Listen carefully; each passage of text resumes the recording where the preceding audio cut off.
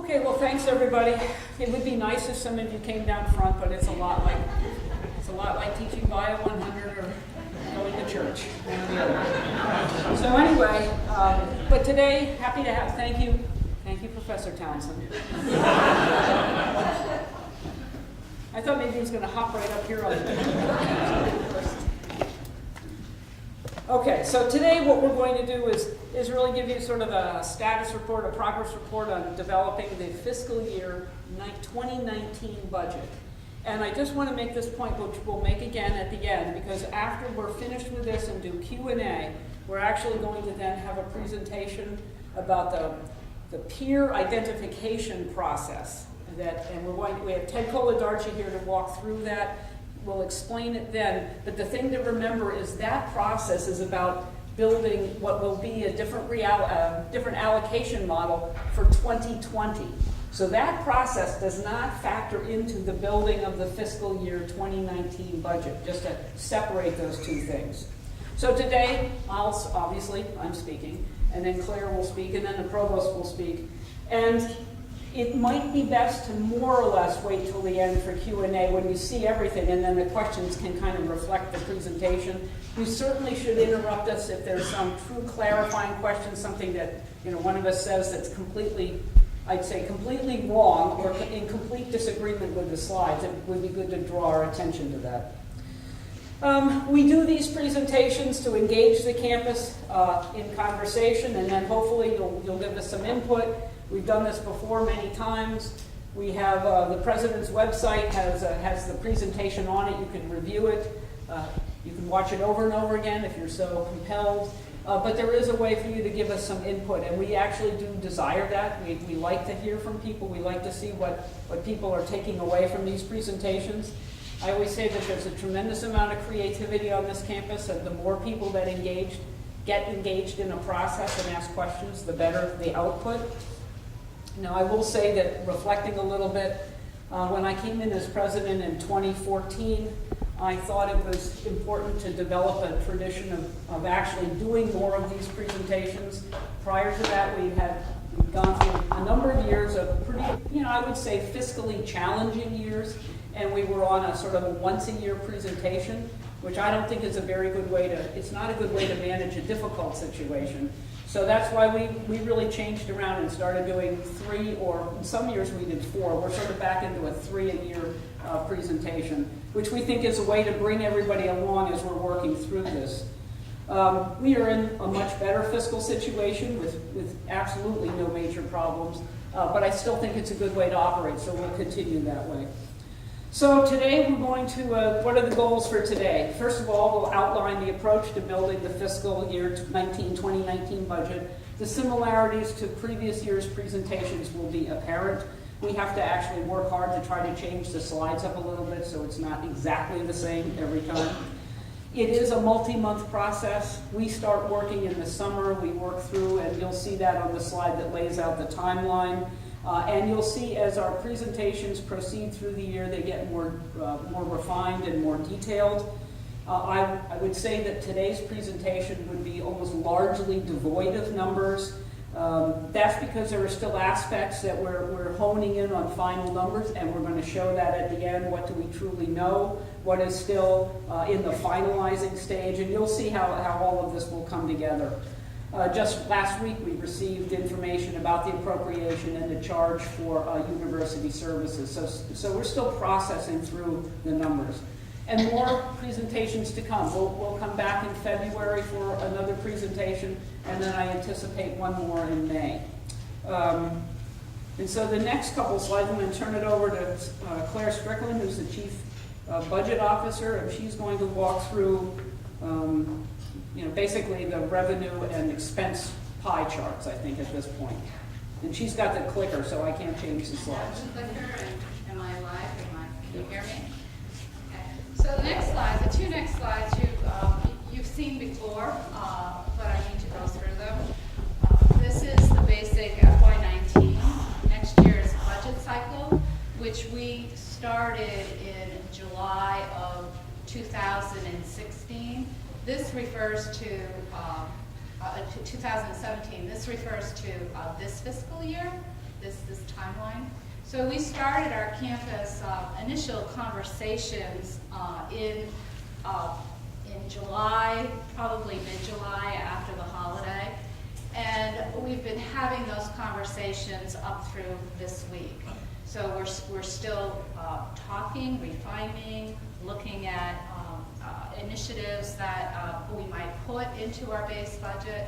But behind the scenes, we're also talking, or the provosts, the vice presidents, are also talking to deans and directors and taking their input and what they have on their lists for base needs or how they're working their budgets.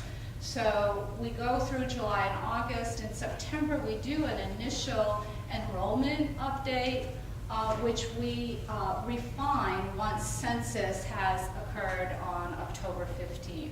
So we're pretty well far advanced in figuring out what our enrollment patterns are, what our revenue might be associated with those enrollments. And so we review that, and we also review the allocations, the costs, the assumptions that are being given to us as a university system, as a university as a whole, University of Maine system. So assumptions related to benefit increases, assumptions associated with insurance increases, shared services. So we review all of that. And here we are on November 9th with our first discussion telling you where we are as of today. We still don't have finalized numbers, but we're very close.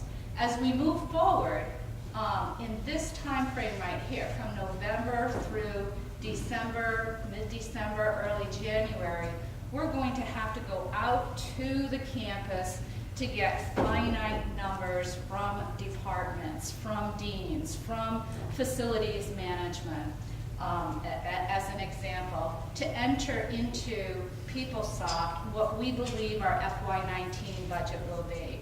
So not only will we put our cost assumptions in there, we'll put our revenue assumptions.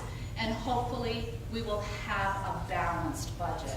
So we're only focusing right now on a presentation that incorporates the educational and general budget, we term that E&G, but also happening behind the scenes are the auxiliary enterprise budgets that are also working on similar assumptions related to what are they going to raise room and board by, what are their cost increases going to be. We'll bring that information at a future budget meeting, probably in February or May.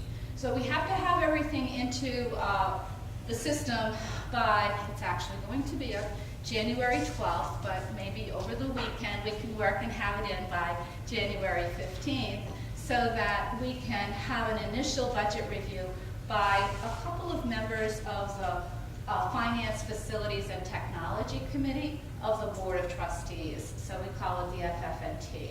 In late January, early February. We will probably have another budget discussion in February at some point, and then there will be another March review of our budget.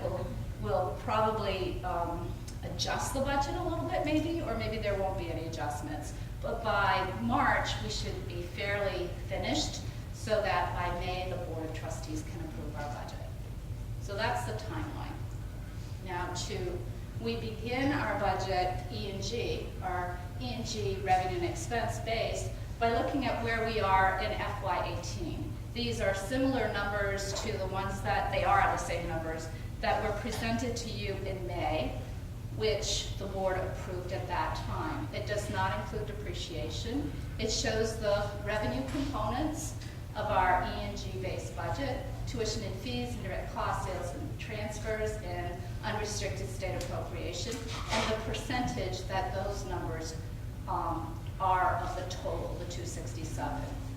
We've broken down the expenditure budgets to show compensation and benefits, institutional aid, and all other which are described here. So we start with revenue assumptions so that we know in building FY19 what will change on the revenue side of the house, so to speak. And then we move on to figure out how much of our costs, of our embedded costs, we can fund given our revenue assumptions for the following year. So now I'm going to turn it over to Sue, who will review the revenue side.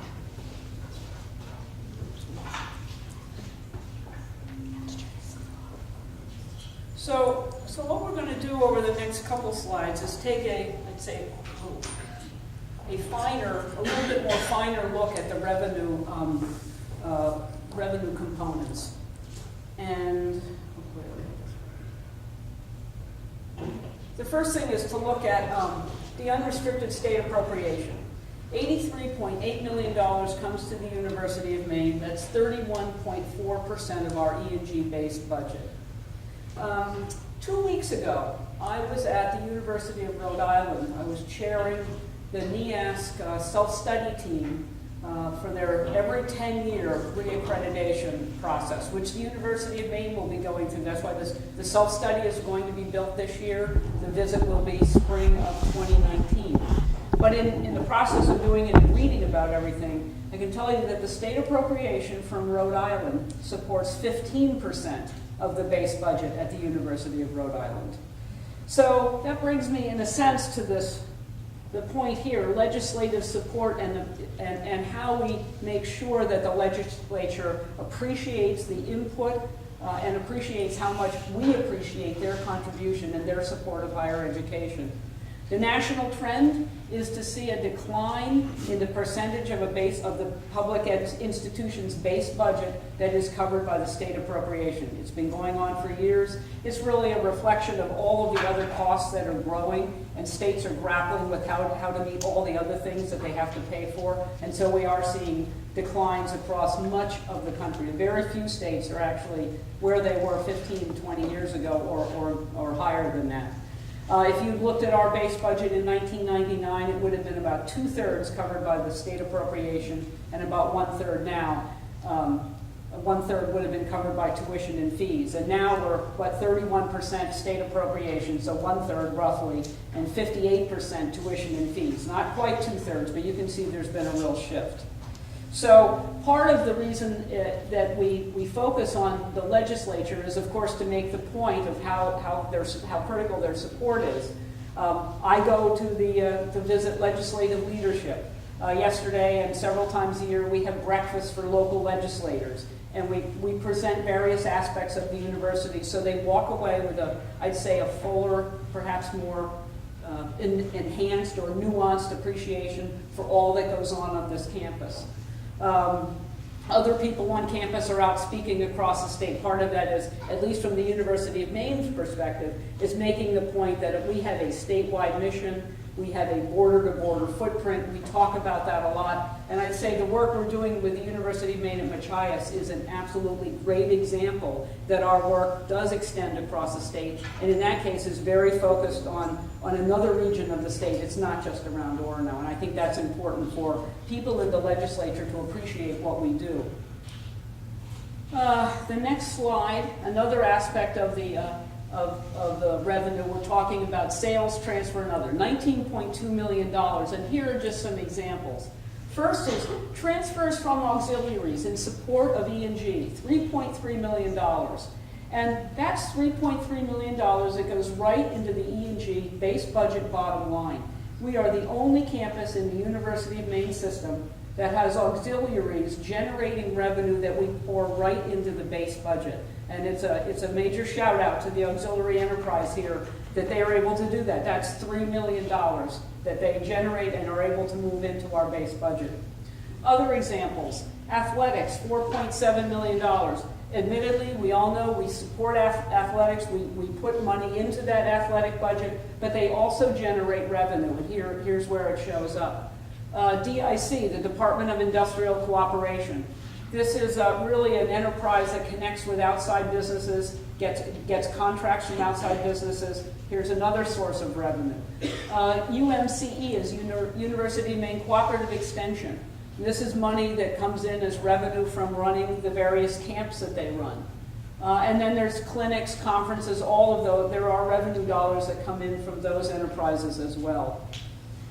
And let's see, the last one here, indirect cost recovery. I know this is a topic that's of great importance as we look across the campus. And right now it's $8.4 million. And I will say that we know that it's important that that number grows. It would be great if it was higher. It will get higher as our external grants and contracts get larger, grow larger. And Dr. Valmaramian, Vice President Valmaramian, is working hard to actually, he has and he is reorganizing the Office of Research to maximize grant funding. It's important to target the use of MEIF funds to support grant proposals, to be the match on grant proposals, because that's what generates the external dollars that come in. Being able to provide the required match on grants is an aspect of growing external funding for the university, and that would be important because that's what will drive up the ICR amount. And now the next, yeah, I am. Okay, now the next component of revenue is tuition and fees, and you can see it's 58, it actually is, I remember this, it's like, I think, 58.3%. And I'm going to turn this over to the provost because when you talk about the revenue from tuition, you really are getting into the nitty-gritty of enrollment. And so, thank you, Person. Yeah, so as you can tell, we're focusing on the revenue side and trying to help you understand some of the details of it and the nuance. I'm going to talk quite a bit about enrollment, sort of where we're at now and how we envision moving forward. It might feel like you've come to a budget presentation and found yourself in the middle of an enrollment discussion, and you have. But this is the reason why. It's nearly 60% of our budget. Everything that we do here is dependent and increasingly dependent on successful revenue driven by tuition and fees. So I'm going to take some time and talk a little bit about where we're at with enrollment and what some of our challenges are and our thinking about how we're going to address those. So first, let me start with good news, right? So this is where we were this fall. And this is just our first year class of 2,230. That is a University of Maine record first year enrollment. And that's the second year in a row we've set a record for first year enrollment. I don't see anyone here because they're out on the road recruiting students, but our enrollment management operation is really, over the last several years, just continued to step up. And now under the leadership of Vice President Joe Lee, is continuing in that tradition. So we set a record last year. I'm sorry, this is this fall. I'm sorry, this is last fall. I'm sorry. This year we set another record. Now, if you were at this talk last year, you may remember that I said we had the goal of 2,300, so I have to admit that we failed. We only have 2,299 students as of Census Day, right, as we might. But we were thrilled with that. These last 2 years, which set records, you'll also see the way that we're changing the makeup of our entering classes. They're becoming increasingly from out of state, and I'll show you the reasons for that. But my point to start is that we're on an upward trend. We're moving enrollment in the right direction through a really very successful enrollment operation. This is where we stand as of census this year with 9,000 head count, 9,279 undergraduates, almost 2,000 graduates for a total of 11,240. That had, in terms of degree-seeking undergraduates, we have 78 more degree-seeking undergraduates than we did last year. In terms of degree-seeking graduate students, we have 65 on campus more than we did last year. So we're moving things in a positive direction. But here's sort of a longer-range picture of where we're at and where we've been. It gives you a sense of how we've had to change and how we've changed as an institution. So the solid bars are credit hours we've produced. So back 10 years ago, 125,672 credit hours. And then we had a dip, and the dip was associated with dropping in the enrollment. Starting in 2013, we bent the curve in the opposite direction, and we continue to move it in that direction, so that there we go. We're up 3.1%. versus 10 years ago in terms of the number of student credit hours that we've produced. But of course, we've got this broken down by in-state and out-of-state, and you can see these opposite trends. Over that 10 years, we've decreased by 20% the credit hours produced by in-state Maine residents, and we've had to then make that up by increasing out-of-state, which we've increased quite dramatically to 110. We've increased it by 110%. That's the way we've been trying. That's the way we have been addressing the demographic changes in the state, which I'll show you a bit more about in a minute.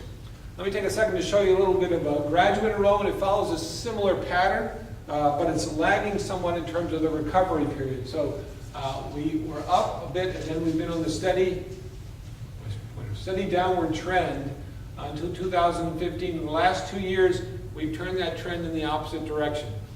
Vice President Vararamian and working particularly with Associate Provost Monique LaRock, working hard to build enrollment in graduate programs. We have a new initiative that we'll be talking about later this week or next week called UMaine Gold. I would encourage you to come learn about that. A way to grow and bend this curve back in the opposite direction in terms of graduate enrollment. So unfortunately, the graduate enrollment has been we're still less than we were 10 years ago, but the pattern is the same. We dropped in in-state, we made up some of it with out-of-state, but we still have more work to do. Okay. This is the change then in, illustrating the same data in a different way. This is the degree-seeking students. This is undergraduates. And you can see what we've been able to do over the last 8 years is to grow the percentage of undergraduate students here at the University of Maine who are from away, as we say. This fall, nearly half of the students who enrolled here this fall were from out of state. Now here's where you can see where we are relative to our peer institutions, and these are the other New England land grants. In their makeup, Vermont has always been predominantly, or at least in recent history, last decades, predominantly out of state. Vermont runs almost like a private institution. UNH is now over half out of state, Rhode Island nearly half, and we're increasing. University of Massachusetts has not increased at the same level. And Connecticut, I'm sorry, we couldn't get the most current data, but the trend is somewhat similar. It's actually between us and Massachusetts would be my guess. And I show you that to show you that our success in going after students from out of state is in the face of pretty fierce competition. That all the states are looking at each other to recruit students. So each of these states, New Hampshire I think would be the leader in aggressiveness in being in Maine, recruiting Maine students. We're returning the favor. So this is about trying to give you a picture of the bigger challenge. And it'll start pretty broad. So this is just a 20-year, going back a few years and looking forward. It's the projection of high school graduates, the number that are going to increase or decrease. So in the western states, they'll witness a 4.1% drop in the number of students coming out of high school. In the Midwest, 12%.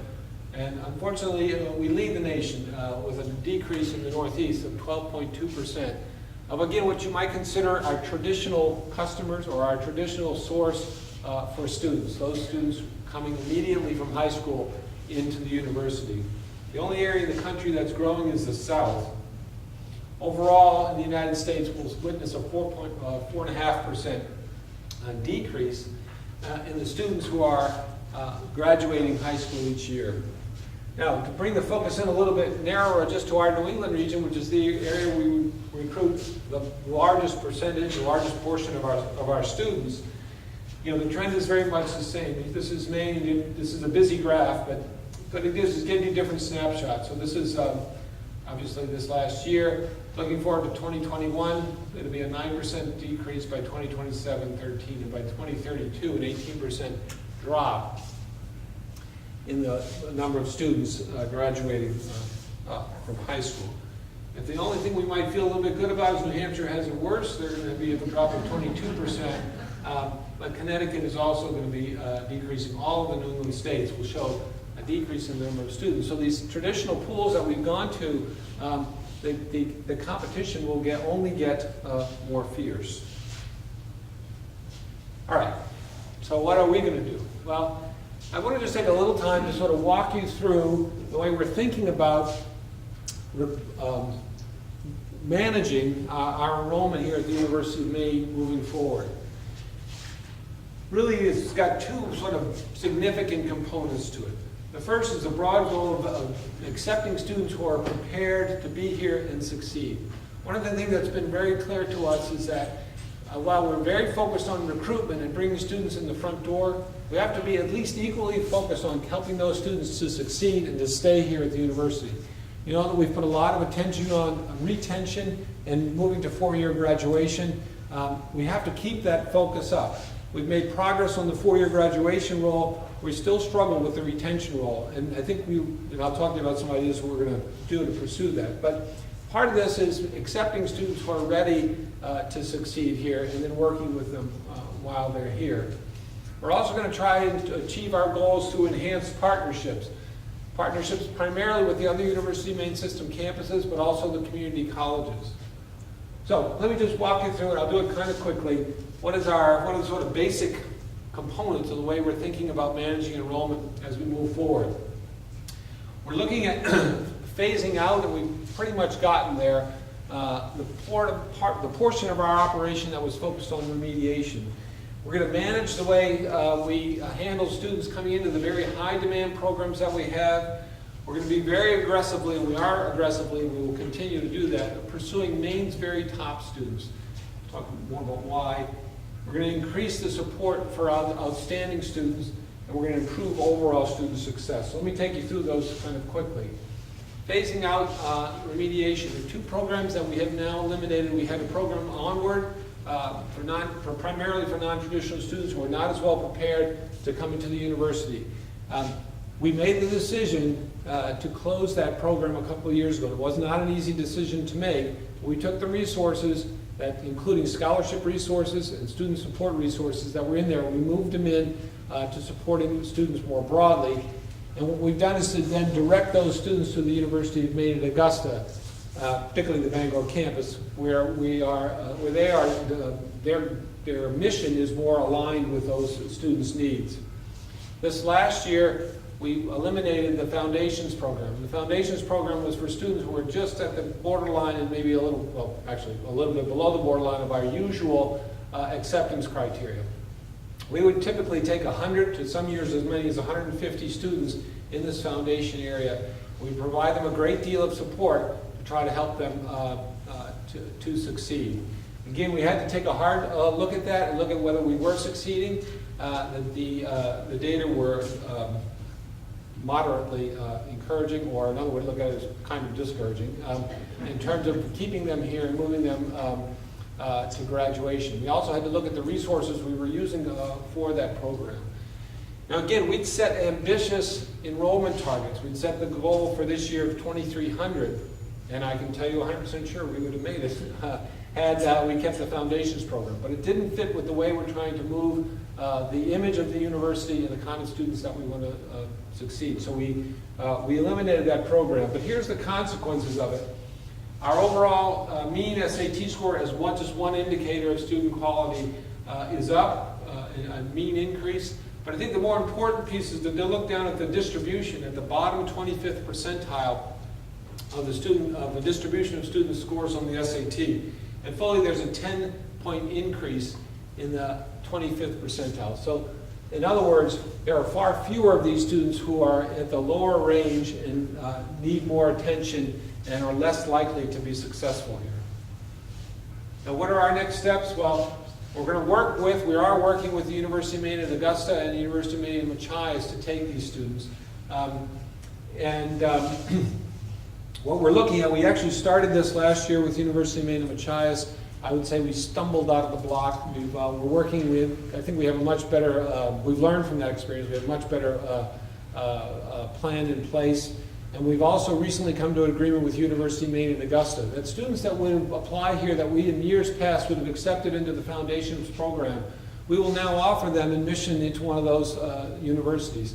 At the University of Maine at Augusta, they will start, and if they're successful, and we'll define that clearly, and we're going to make sure they understand what programs they would be prepared for here, over 3 semesters, they'll get automatic admission into the University of Maine. Part of our philosophy in thinking about having students here who are ready to succeed, one of the phrases that I'm starting to use more publicly is the idea that any student in the state of Maine, or any person in the state of Maine, can earn entry into the University of Maine. One avenue is the traditional avenue by succeeding in high school and building a record that earns you admission. But there are other avenues as well, such as starting at one of our sister campuses in the system, or in starting through the community college. And if you perform at a certain level, you can earn your way into the University of Maine. We're looking at the programs that have the highest demand. We started this a couple of years ago, looking at engineering and nursing in particular. Those have been our highest demand, particularly highest demand relative to our ability to manage the students, to provide the courses that they need in the space that they need. So what we've done is we've inched up the acceptance criteria. We've created waiting lists, so we're making sure that we're taking the top students. We're enforcing things like confirmation dates that we hadn't historically to make sure that we're getting the students who are here and committed to attend. We're looking at other high-demand programs. I've had a conversation with Dean Manev about business.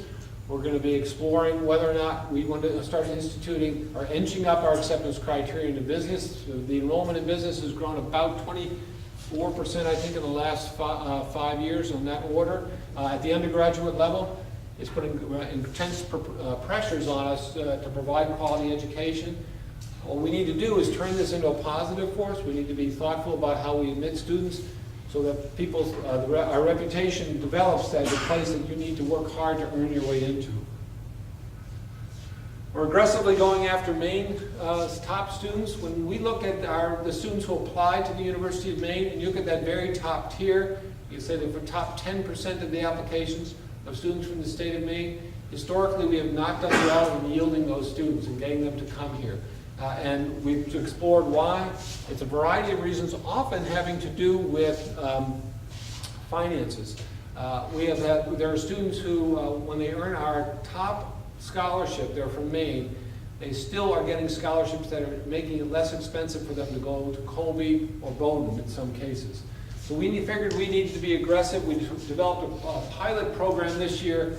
The idea was to be aggressive with scholarships, but also to think about what do we have to offer here at the University of Maine that no other institution in the state has, and that's that we're a research university, and that there are opportunities to come work with a quality of faculty that you only find at a research university, and to work in facilities and have opportunities to engage in scholarship. So in addition to offering a scholarship, we offer these students the opportunity to pair them up with a faculty mentor right at the beginning of their experience here, and to continue with that through their education. We're also offering them, in combination with the faculty mentor, up to $500 a year to offset the cost of them engaging in scholarship. And obviously how that money is spent is going to depend upon what discipline they're in. When we tried to figure out this project last year, we had the goal, and I went to Claire and politely begged for enough money to do this, saying let's try and see if we can get 20 students to accept this scholarship. And we worked with enrollment management to figure out how many offers would we have to make to hit 20. We guesstimated it would be 120. Instead, we got 38 students to say yes to this offer and come to the University of Maine. So we're figuring out ways to get the very top students here, and we want to continue to work on that. In terms of next steps, we worked with the Maine Science Fair group, and we looked sometime at the winners of the Maine Science Fair, look where they go to university. It's quite impressive. We started this last March, going to not the seniors, because we already knew they knew where they were going to college by March, but to the junior winners in the state Science Fair. Our faculty served as judges, and we offered scholarships to them as juniors to come to the University of Maine. The market is competitive for quality students, and we need to be thinking differently and going about it in a different way. The other way we're trying to move this forward is in our Vision for Tomorrow campaign. President Hunter announced about 3 weeks ago our next, or the public phase of our fundraising campaign for the ambitious goal of $200 million. And what we've agreed is that scholarships are at the center and at the highest priority. in this fundraising effort. And we're talking to donors about Maine top scholars is the phrase that we're using, and helping them understand that we need to be competitive to keep Maine's top students here in the state studying at the University of Maine. We're doing a variety of things, and of course there's a whole host of things that we do, that the faculty do, that student services do to provide opportunities for outstanding students. But we're thinking about additional ones. One we put into place this fall was the Major Scholarships Office, which is located in the library. And in a nutshell, what it's designed to do is help students know about, raise their awareness of, and help them prepare to succeed at these very high level national scholarships like Truman Scholarships or Marshall Scholarships or Goldwater or Fulbright. We've hired a person to be the director of that office, and she's set up shop, and she'll be doing things in addition to students with faculty as well. We're constantly thinking about ways to create enriched learning opportunities here for students, because we know that's how we build our reputation. Vice President Bavaramian and his team, and Ali Abedi with the Center for Undergraduate Research have a new initiative this year around experiential learning in interdisciplinary groups. Experiential learning focused on interdisciplinary groups solving real problems. It's another way that we're trying to create new opportunities for outstanding students here at the university.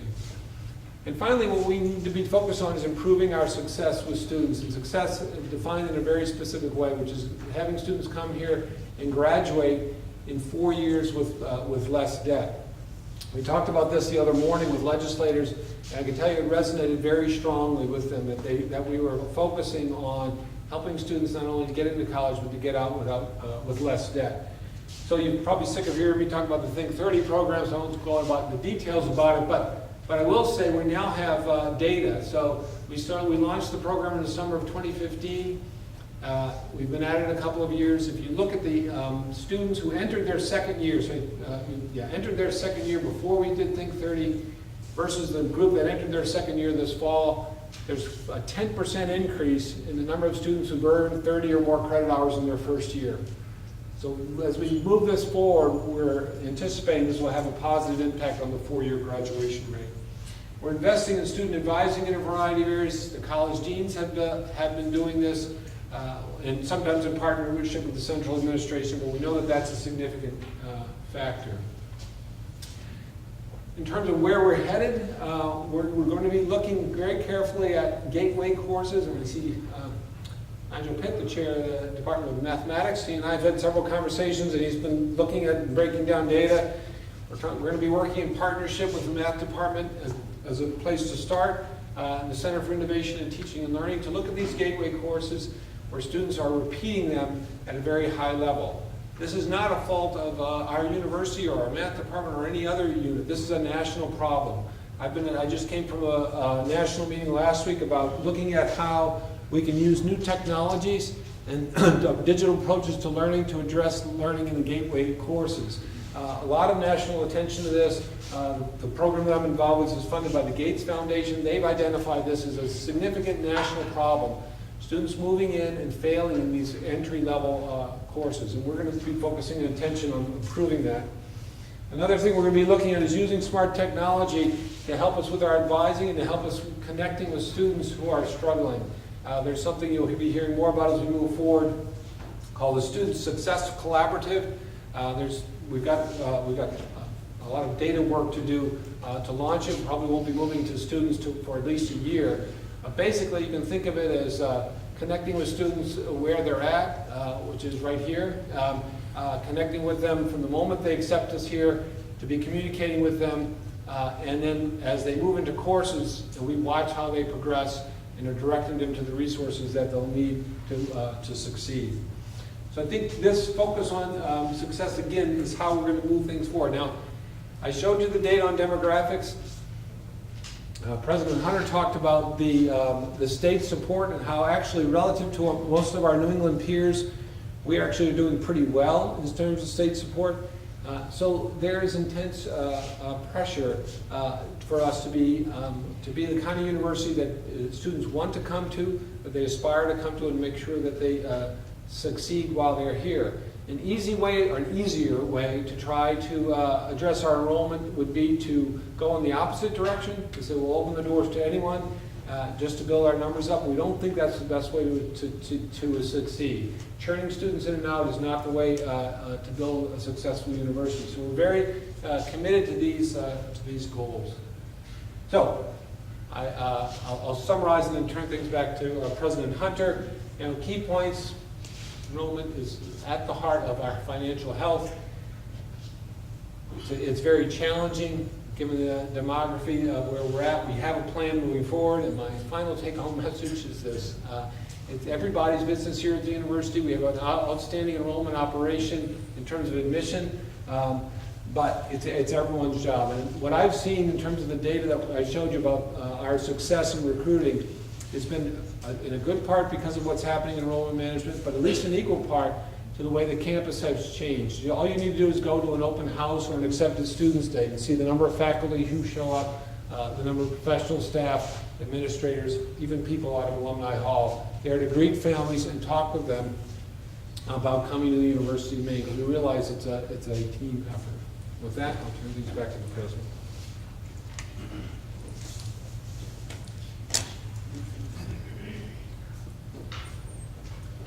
Okay, so what we're going to do here is take a look at a figure that is, it's similar to what you've seen in the past. And we developed this a few presentations ago, because we really wanted to sort of give everybody, we hoped, a little bit better, I'd say deeper and perhaps more nuanced impression or understanding of what we're calling the budget levers. So we have revenue and expense levers, and then we broke that down into non-discretionary. So these are not voluntary adjustments we're making. And then we have strategic adjustments that we make, which would be voluntary. They're adjustments we decide to make, investments we decide to make, expenses we decide to incur. And so if you look at let's start over at the non-discretionary components of revenue. Tuition and fees. Now we're talking up there in that quadrant about the per student credit hour charge. We are building this budget based on a 3.2% increase in state and out-of-state tuition. We don't ultimately make the decision about tuition. That's the Board of Trustees' decision, but we're operating with this in mind because we have absolutely no reason to believe the trustees aren't in support of that increase. So that's how we're building this budget. When you do this, you also have to take account of when we increase our tuition and fees, we have to increase our state-mandated waiver pool. When we see an increase in enrollment, we see an increase in unpaid student accounts. Technically, if Claire was up here saying this, she would say these are costs against revenue. So if months from now we'll show another one, we may have a red arrow there, but that goes along with the adjustment in tuition and fees. State appropriation, which I think we've talked about enough, but that's another, in a sense, non-discretionary component of revenue. If you look over here when it says tuition and fees, this relates to our absolute growth in enrollment, the number of students who choose to come here. And it's both in-state and out-of-state, and that dynamic varies a little bit. And as you've heard a lot from the provost, we're growing our out-of-state enrollment. But along with enrollment adjustments, and that's good, in order to see that enrollment growth, we actually have to account and increase the amount of money we put in our scholarship pool. So we've got the flagship match, need-based, main match, it's top scholars. All of that has to be increased. That pool has to increase as we're growing our enrollment. This would be another thing that you'd see eventually with a little red arrow that would indicate another cost against revenue. So if we can look down on the expense side now, the non-discretionary components of expense. Compensation. These are salary, wage, and benefit increases. These are negotiated increases. And in addition, you would see PTR, promotional increases are in here, and PTR, okay? Another component that's non-discretionary, various kinds of operational increases. Facility insurance. The university shared services, those are the portfolios, and I always miss one of them, but it's IT, it's HR, it's procurement, it's finance, it's safety and environmental management, if I forgot one. Facility capital planning for facilities. And let me give a major thanks to CFO Lowe and the CBOs have worked very hard to keep the increase in this component very small for the year. And most of the increase is, once again, negotiated salary, wage, and benefit increases. We're talking personnel costs. And then the other thing is there is a required increase in capital funding. It's 4%. There'll be a 4% increase over our fiscal year 18 amount that will get built into this budget. And now if you look on the strategic side of the expense, this lower quadrant here, academic investments, primarily, and the one that I'm sure most people are interested, are changes in faculty, additions of faculty. And we make decisions about faculty based largely, or a major component is as it reflects, or as it's reflecting our signature and emerging areas of interest, and also our enrollment. And those decisions come up through departments, they go through the deans, they go to the provost, and ultimately we talk through in our budget meetings. Those decisions get made. Student affairs investments. As our campus population grows, we have to grow our staff in student affairs. We have to grow staff in our counseling center, our career center. We want to grow programmatic aspects of student affairs. We want to make sure we have a campus that is welcoming, that is supportive, that is very engaging for students, a place that students are attracted to, a place that students want to be retained, they want to stay here. And frankly, a place that as they come to tour the campus and come to various admissions events, their parents are with them. We're talking, this is our traditional age population. We want their parents to feel comfortable that this is a welcoming, supportive campus for their children. Transitioning of academic one-time positions to base. This has been up there for a couple of years because every year this tends to happen. We make decisions about faculty hires a little late in the cycle. We make those decisions based on what we see coming to us in terms of enrollment. At that point, when we make the decision to hire, it's too late to build it into base. We put it in as under one-time money, knowing that the next year we build the next budget, we'll build them into base. So you've seen that a couple of years in a row. Admissions enrollment efforts. I mean, the provost has talked at great length about the importance of enrollment. As you can imagine, enrollment management is a significant operation.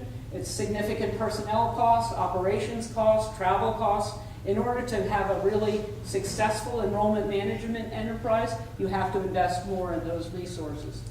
And then facilities, capital investments, utilities, all of that is a commitment every year decided, but still we make that commitment. Classroom updates would be included in this category. And library acquisitions, another investment that we make. It's a strategic investment. And we do that as the year unfolds, as we build the budget. So, where are we? We decided that, we made the point early on that we don't have many numbers to show you. So what we wanted to do is sort of give you this last slide as sort of two parts. The parts that we think that we know are final at this point, not with numbers, but categories that we know are final at this point. And what's final? Our enrollment projection for next year, we are building our budget on the basis of an entering class of first-year students of 2,300. Exactly the same as this year. And we've been, I'd say, thoughtful, planful, mindful that we are growing enrollment. Well, we're doing it more as a bit of a step function. We bump up a little bit and then we stay level. We bump up a little bit and we stay level. That allows us to make sure our enterprise is able to keep up and manage the growing population and manage the larger classes that are also, in a sense, behind the new incoming class. What is final? Oops. Shoot. Sorry. Okay. Tuition and fee increases. We are building the budget on a 3.2% increase in-state and out-of-state. No reason to suspect that the trustees aren't going to go along with that. State appropriation, we actually know what this number is going to be, and for fiscal year 19, it's going to be about, I think, $300,000 or so less than fiscal year 18. And university shared services cost increases, we just got that number the other day, but now that is now fully resolved. So what is in the finalizing? Less final, not permanently final, but finalizing. Compensation, including benefits. There are still some outstanding contracts that need to be resolved and decided upon. And then the last two, financial aid and waiver increases and strategic investments. As more and more things become final, then we can sit there and decide how many investments we can make. Where can we be more strategic? We have to get everything that all of the things that are set and build those in, and then we know how much latitude we have in these last two categories. I would say the current outlook for our budget this year is positive. The colleges have been given approval to move ahead with searches. We've approved 26 so far, 19 of them are tenure line searches. So we are in a very good place financially at this point.